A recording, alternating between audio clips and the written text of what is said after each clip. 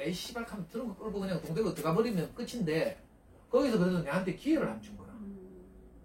에이 씨발 끝까지 안 도와주네. 말은 거칠게 말했지만 그 말이 무슨 말이야. 아빠 빨리 나와서 내 달래줘 이 말이거든. 그 말 듣는데 내가 정신이 번쩍 들었다니까. 그래가지고 내가 부랴부랴 했잖아. 막 울던 거 닦고 있잖아. 내려가지고 차 띠삐 돌아가 우리 애한테 가가지고 우리 애 끌어안고 막 있잖아. 막 울면서 내가 그렇게 말했어. 괜찮다 우리 아들. 괜찮다 우리 아들. 네가 지금까지 엄마 아빠 떠나서 일본에서 혼자 생활하고 그렇게 해서 스트레스가 많이 쌓였을 테고 거기다가 그 회사 때려치고 돌아와가지고 직장도 없이 지금 다시 시험 공부를 하게 되니까 네가 너무 긴장했구나 가지고 예민해져 있구나. 네가 지금까지 스트레스 많이 혼자 몸으로 다 받았는 거 없다 하면서 괜찮다. 내가 막 울면서 우리 애 달랬어요. 이게 내 진심이거든. 잠시 들은 생각은 뭐예요? 이 새끼야 네가 엄마 아빠한테 이럴 수가 있나 그만한 일로. 이게 살짝 들어온 내 선악과야 선악과. 근데 내가 내려서 아이를 끌어안고 한 말은 생명과죠. 아이를 살리는 말이죠. 이게 지난달 버전으로 말하면 숨살이 꽃 살살 있고 피살 있고 숨살 있고 이거예요. 여러분들도 내가 살살 있고 숨살 있고 피살 있고 어떤 것이라고 나도 구체적으로 말 못해. 근데 내가 살아보니까 아 이게 그거구나. 아이를 살리는 것입니다. 이걸 이제 구체적 생활을 통해서 아는 거죠.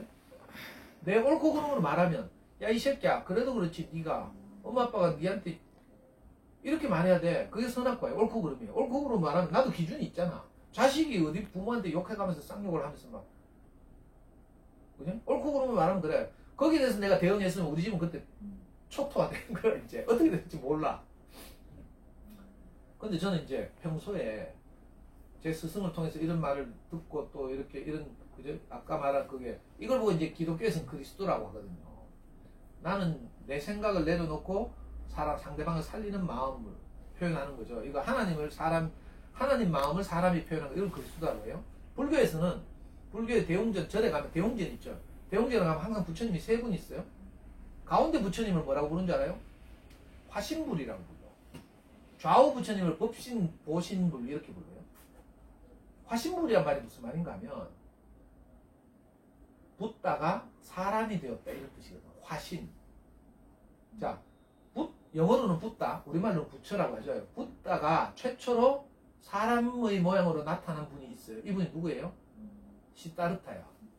얘가 영어로는 시다르타, 한자로는 석가모니. 그래서 우리 보고 석가모니 부처님 이렇게 말하죠. 석가모니 부처님이 최초의 화신불이에요.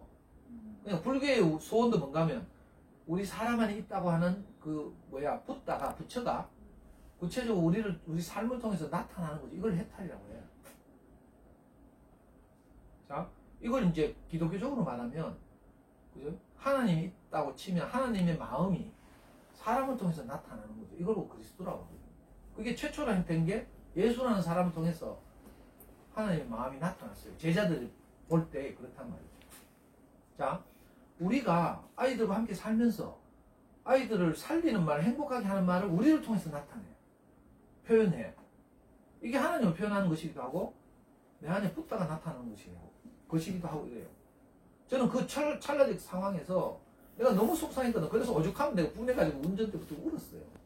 근데 아이가 먼저 작지만 그 아이의 작은 목소리로 지가 할 수 있는 표현으로 에이 씨발 끝까지 안 도와주네 이렇게 말한다니까. 그 말이 내가 천천병력까지 들렸어. 아, 아이가 뭘 원하는지 그게 딱 보이더라니까. 그런데 바로 내려가가지고 막 가서 끌어안고 있잖아. 막 울면서 아이를 달랬어요. 그러니까 아이도 살고 나도 살았죠. 만약 그냥 그때 헤어졌으면 어떻게 돼? 나도 지옥, 애도 지옥. 시험은 끝이고 뭐. 나는 집에 와서 뭐 개판이지. 만약에 그랬다면 내가 그날 밤에라도 다시 정신 차려가지고 서울로 올라갔겠지. 올라가서 애 레지던스 찾아가서 뭐 해결해야 됐지. 그랬을 것 같아요. 근데 다행스럽게 그렇게 하고 헤어졌다? 집으로 돌아오는 게 내가 너무 감사한 거라. 애를 그냥 속상하게 보내지 않고 정말 아빠의 그죠?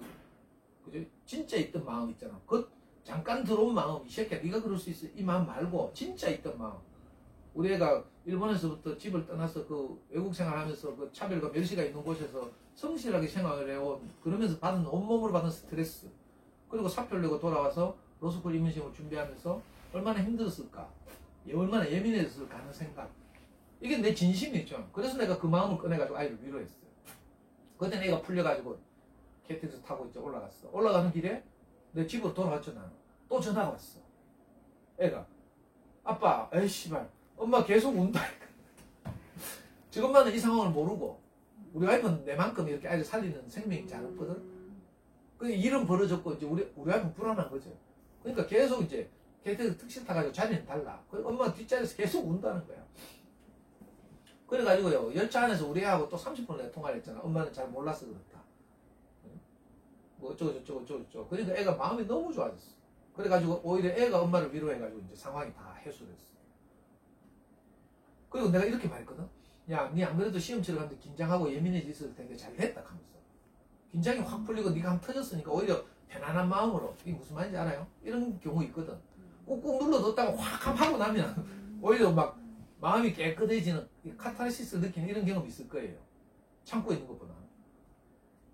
우리 애가 그런 상태가 됐어. 그래서 아빠가 내가 그러고 나서 아빠가 생각할 때 니 오히려 마음 편안하게 해가 마음 비우고 시험 잘 치십다 이렇게 말했다니까.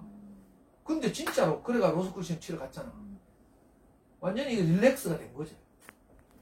부정적인 사건이었어요. 동대구역 앞에서 일어난 그 사건은 우리 가족이 부정적인 사건이었지만 이 부정적인 사건이 어떤 생명으로 덮으니까 완전히 오히려 없던 사건보다 더 좋은 사건이 됐어. 그래가지고 네 스트레스 해소하고 시험 잘 치십다 내가 이렇게 말했거든. 아니야 다를까. 애가 시험 치러 갔잖아. 정말 어려웠대. 막 시험 치고 나서는 지도 막 엄마한테 신경질 내고 있잖아. 지가 어려우니까 문제를 막 내가 봤는데 저도 명식이 4년제 대학 나오고 책도 읽고 서점도 하고 했잖아요. 근데 문제를 봤는데 무슨 말인지 모르겠어. 어려워. 추리 논증 언어 이해 각각 35문제씩 나오는데 저도 걱정 많이 했죠. 우리가 그동안 일본어를 하면서 살아가지고 우리말에 별로 탁월하지 않잖아요. 그죠? 일본 회사 생활하고 일본 취직하고 이러면서 최근 2, 3년을 다 일본어로 생활했고 그리고 대학 가서 군대 갔다 왔죠. 대학에서는 평범하게 다른 애가 똑같이 생활했다니까. 그래서 내가 걱정 많이 했어. 그런데 그리고 지도 시험 치고 나와서 스트레스 받아 엄마한테 짜증내고 막 이랬거든. 근데 발표가 났잖아요. 우리 애가 가채점을 해보니까 한 문제가 정답을 뭘 체크했는지 알까리하대. 그래서 요게 맞으면 표준 점수 141점. 그 10,000명의 평균이 100점이라고 봤을 때 우리 애는 141점. 괜히 그것도 잘한 거죠. 141.5점. 요거 맞으면. 요거 틀리면 이제 138점 뭐 이렇게 되는 거야. 138점 되면 이제 서울대수학을 간다는 장담을 못하는 거잖아요. 그런데 발표가 난 게 있잖아요. 이상한 일이 벌어졌다. 우리 애가 아리까리하다고 생각했던 그 문제는 당연히 맞았고 한 문제 더 맞은 거야. 그리고 우리가 143점 얼마를 표준 점수.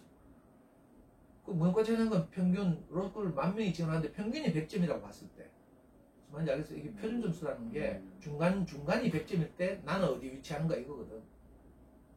아, 평균이 100점인데 우리가 143.5를 받았다니까?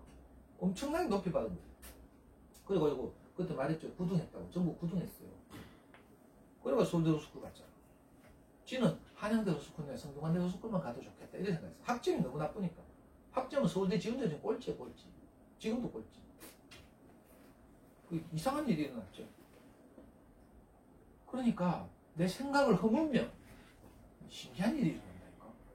내가 상상하지 못했던 어떤 것이 펼쳐져요. 내가 해보니까 이런 일이 뭐 이것뿐만이 아니지만 이게 제일 그래도 최근의 일이고 내가 생각나서 말씀드리는데 분명히 그때 내가 가진 생각은 뭐였는가 하면 뭐 내가 가진 생각뿐만 아니라 누구라도 부모라면 그런 생각을 할 거예요. 아니 애가 자식이 부모 앞에서 저렇게 막 하면 되나? 안 되죠. 그것도 그때 28 청년인데 자제해야지. 아무리 엄마 아빠가 말을 그렇게 주고받기로서는. 그리고 사실은 저하고 우리 와이프는 늘 이렇게 주고받거든. 뭐 아유 여보 이게 안 돼 나는. 마음은 안 그런데 이게 안 돼. 그래서 내 말투는 항상 여기 툭툭 공격적이에요. 비형이니까. 옛날에는 우리 와이프는 이런 말 들으면 굉장히 기분 나빠하고 속상해하고 저 인간이 나를 무시한다고 생각하고 막 이래가지고 뭐 울고 이랬거든. 요즘은 뭐라 한 줄 알아요? 이 미쳤나 하면서 주는 대로 안 몰래. 내가 반찬 투정하잖아요. 그러면 요즘 우리 와이프 뭐라 한 줄 알아요? 옛날에는 반찬 투정하잖아. 그러면 지가 주눅이 들어가지고 막 울고 막 이랬거든. 근데 요즘 뭐라 한 줄 알아요? 내가 반찬이 마음에 안 들어서 밥맛이 없다 이렇게 한번 말하면 우리 와이프 요즘 하는 가장 많이 하는 건 뭔지 알아요? 나는 맛없는 밥이라도 해주는 옆에 내 있었으면 좋겠다 이렇게 한다니까. 우리 와이프 마음 그 말 들으니까 내가 아무 할 말이 없대. 옛날엔 내가 뭐라 하면 막 주눅이 들어가고 기죽고 이러면 나도 그 꼴 보기 싫고 이래가 더 짜증나고 이랬는데 요즘 우리 아빠 기가 죽는 게 아니라 내 마음을 아니까 당당해진 거야. 내가 뭐라 하면 이거 해준 대로 안 물래? 까불래? 이렇게 한다니까. 그럼 내가 금방 깨갱하는 거지. 우리는 그냥 늘 이렇게 소통하거든. 그런데 애는 지가 예민하고 불안한 상태에서 아빠가 엄마한테 길 물었는데 엄마가 뭐 극하니까 아빠가 징계질 냈어요. 나는 내 평소의 말투야. 근데 애가 뭐 갑자기 막 그러니까 내게 금방 옳고 그름이 들어와서 판단이 딱 되는 거죠. 이 새끼 네가 그럴 수 있나? 너무 서운했다니까. 우리 안에서 늘 이 두 생각이 싸우게 됐어요. 우리가 아이를 키울 때. 뭐 여러분들은 이제 아이를 키우는 엄마들이니까 아이를 예를 들지만 우리는 남편하고도 마찬가지고 시댁하고도 마찬가지고 우리 안에서 두 마음이 항상 싸우고 있어요. 이 두 마음, 한 마음은 나를 불행으로 끌고 가, 한 마음은 나를 행복으로 끌고 간다니까. 두 마음이 전쟁하고 있어. 누가 이기는가는 이제 내게 달린 문제죠. 이건 이제 우리만 그런 게 아니고 그 유명한 성경을 제일 많이 썼다는 위대한 사도 있죠. 바울이라는 사람도 늘 이 문제에 시달렸어요. 그래서 로마서 7장이라 바울이 직접 쓴 성경 로마서 7장에 뭐 그런 말이 있어. 오호라 나는 공고한 사람이다. 누가 이 사망의 늪에서 나를 구원하느냐. 내 안에 두 법이 있어서 나를 늘 저쪽으로 사망으로 끌고 가는 것을 보는도다 하면서 자기가 너무 안타까워한다. 저도 늘 그랬어요. 옛날에는 이 두 마음이 싸우거든. 내가 늘 졌어. 그래서 내 성질대로 하는 거야. 열받아가지고. 그런데 우리가 조금씩 생명이 자라죠. 그러면 우리 안에 뭐가 생겨. 지난달 버전으로 하면 이상한 꽃이 생긴다니까.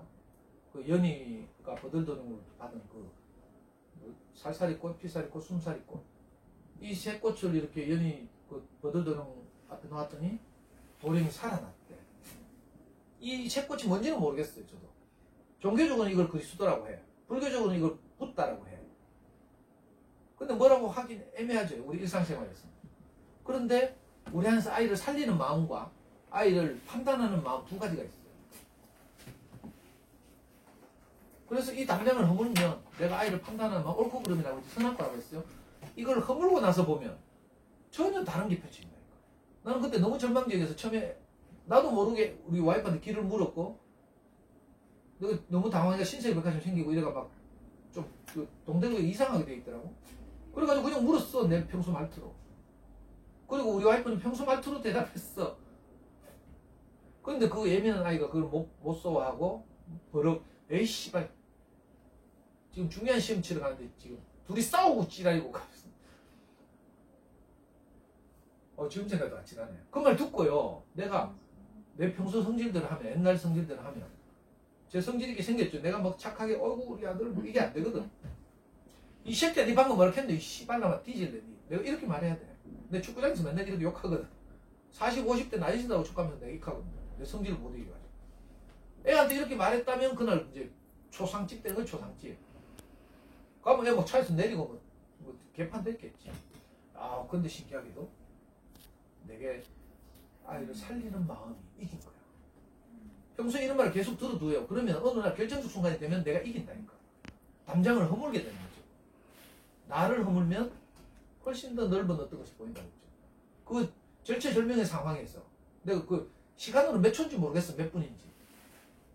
동대구역 입구에서 내 길 묻고 애가 고함 지르고 세웠고 와이프는 내렸고 애가 내리면서 뭐라고 한마디 또 했고 에이 씨발 끝까지 안 도와주네 했고 그 말 듣는데 내가 갑자기 정신이 번쩍 들어서 쫓아내려가지고 애 안고 내가 아빠의 권위고 지랄이고 이거 아무 상관이 없죠. 거기서 내 권위를 찾고 이랬으면 어려운 거예요. 아빠의 권위고 뭐 아빠의 진짜 권위는 아이를 살리는 데 있어. 내가 이렇게 아이한테 하니까 아이는 아빠를 더 좋아하잖아요.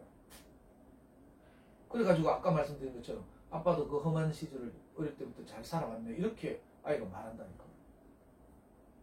지금 32살이 됐어요. 지금도 여전히 아빠하고 저녁마다 전화하고 막 이러죠. 좋은 일 있으면 전화하고. 요즘은 크게 스트레스 받는 일이 없어가지고.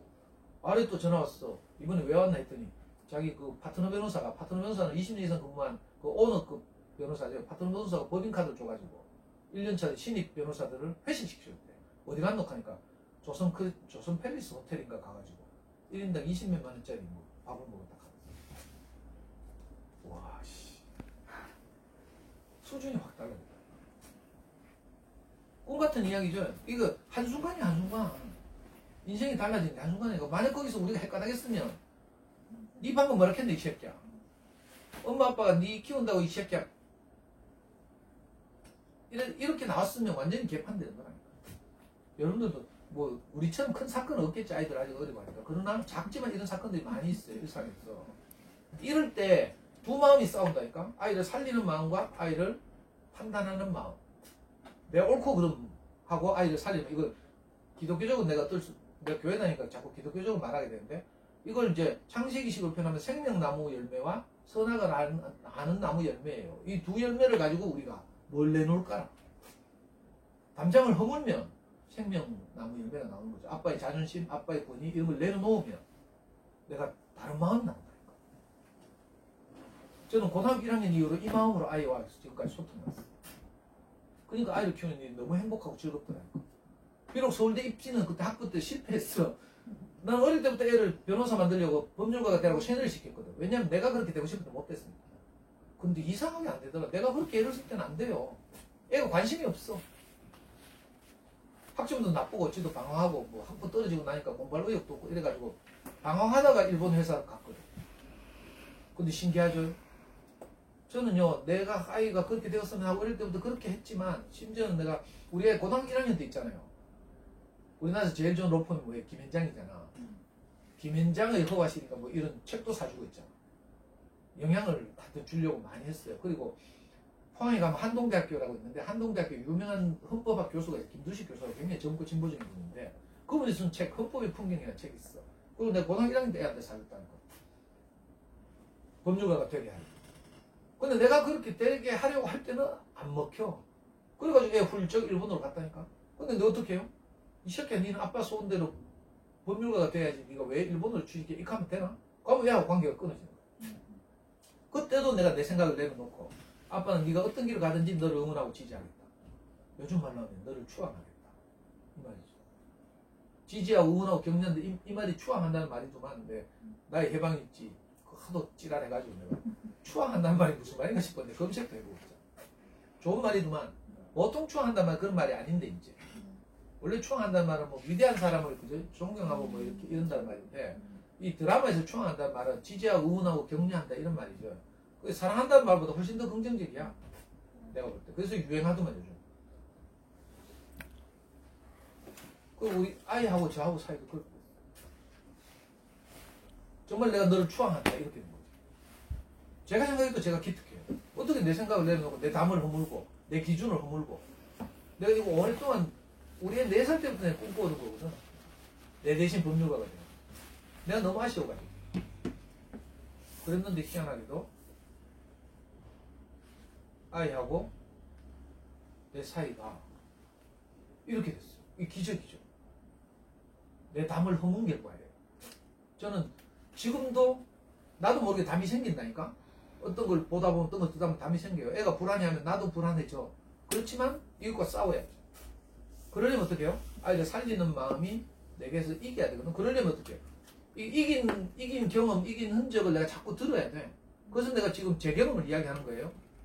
이 강의뿐만 다른 강의에서 또 다른 경험을 많이 이야기했겠지. 저는 교회 다니니까 교회 안에서도 이런 경험에 관한 이야기를 많이 듣거든요. 들으면 내보다 선배 형들이 이미 자기 인생을 살고 승리한 경험을 많이 내한테 이야기했거든. 난 그거 내게 다 DNA처럼 유전돼 있어. 그러니까 신기하게도 결정적인 순간에 나도 그렇게 살게 되는 거야. 이 정답이 따로 없어요. 상황은 다 다르니까. 그런데 저는 누구에게라도 이렇게 할 준비가 됐어요. 내 아이한테만 그렇게 한 게 아니라, 내가 사람을 살릴 수만 있다면, 누가 나 모르는 애들이 상담하러 와요.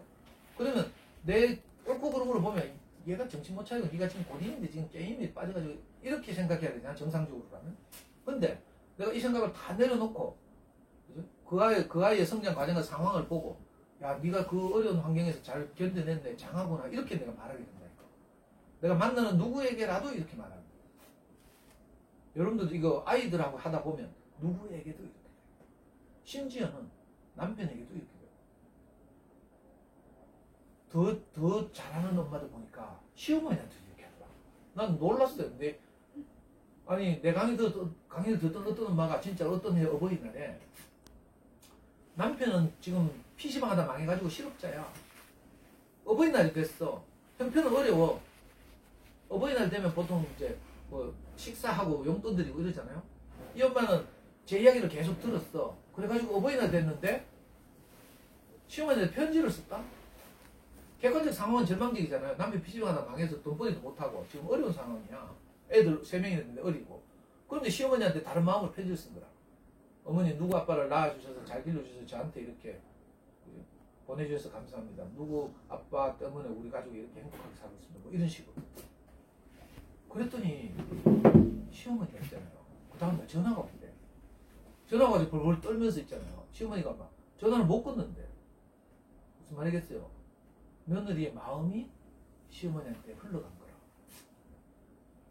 이 보통 사건이 아니라니까. 그렇다고 해서 그 엄마가 매해 그랬냐? 그건 아니에요. 그 해. 그분이 오신 거지. 그분이 오시면 우리가 그렇게 살게 된다니까. 난 너무 감동했어. 이런 일이 워낙 많아가지고. 또 감동적인 이야기가 우리 저 지금 찍고 있는 모기님 있잖아요. 모기님 옛날에 남편이 실직했잖아. 남편이 이제 오퍼상 하면서 돈 잘 벌거든. 그 수출입 이런 거 있잖아. 근데 뭐 그때 뭐 IMF가 왔나 뭐 해가지고 오퍼상을 접게 됐잖아. 남편의 입장에서 한번 생각해봐요. 자기가 그래도 가족을 부양하고 이렇게 일을 하다가 그걸 어쩔 수 없이 접게 됐어. 그 사무실 문을 닫고 들어오는 날 차를 몰고 이렇게 아파트로 들어오면서 아파트 들어오면 뭐 띵동 차량이 도착했습니다 나오지. 차를 몰고 들어오면 집 가까이 오니까 남편이 저 모기님한테 전화를 했대. 무슨 말이라도 좀 해달라고. 그때 모기님이 뭐 노래 불렀다 했나? 무슨 말 했다 했나? 하여튼 모기님도 저한테 계속 이런 이야기 계속 듣고 살았죠. 그러니까 그 남편한테 여보 당신이 지금까지 수고해서 우리 가족이 너무 행복하게 잘 살았다. 이제 좀 쉬어도 된다. 이런 취지로 말하고 노래도 불러줬다 했나? 뭐 하여튼 아니 남편이 속상하고 이러니까 위로를 받고 싶어가지고 와이프한테 전화해서 노래 불러달라 했다니까. 근데 보통 와이프 같으면 어떻게 해요? 그래 접었으니까 빨리 어디 취직자리 알아봐라. 이게 보통 와이프들 멘트거든. 근데 그거는 우리가 안 캐도 남편들이 알아서 다 그런 걱정하고 취직자 찾는다니까. 우리가 꼭 입 안 보태도 돼. 애들한테 마찬가지예요. 애들 학교 안 가면 누가 제일 불안할 줄 알아요? 지가 제일 불안하다니까. 그래서 다음날 되면 또 학교 갈락해. 근데 우리가 막 불안해. 학교는 꼭 가야 되는 곳이야. 막 이렇게 갖고 있으면 애들한테 어렵지.